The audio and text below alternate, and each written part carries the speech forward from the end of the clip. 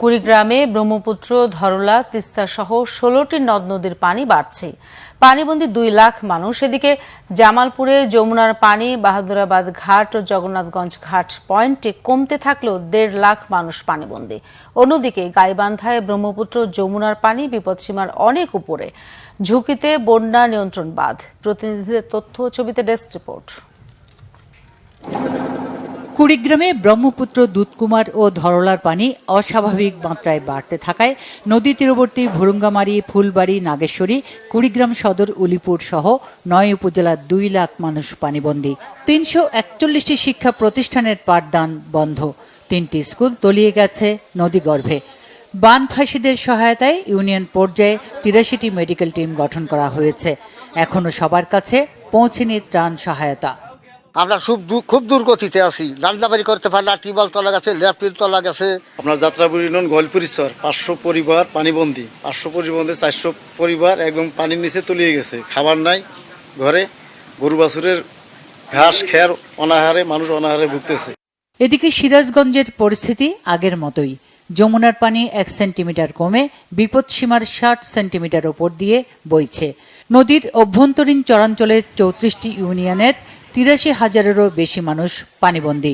একই সঙ্গে চর ও নিম্নাঞ্চলের ৬,৪৯৭ হেক্টর ফসলি জমি পানির নিচে। ভাঙছে নদী তীরবর্তী এলাকাগুলো।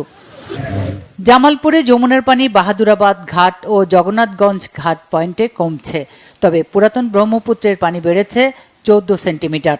ইসলামপুর, দেওয়ানগঞ্জ, মাদারগঞ্জ, মেলান্দহ, সরিষাবাড়ী, বকশীগঞ্জ ও সদর উপজেলার নিচু অঞ্চল প্লাবিত হয়ে ১.৫ লাখেরও বেশি মানুষ পানিবন্দী।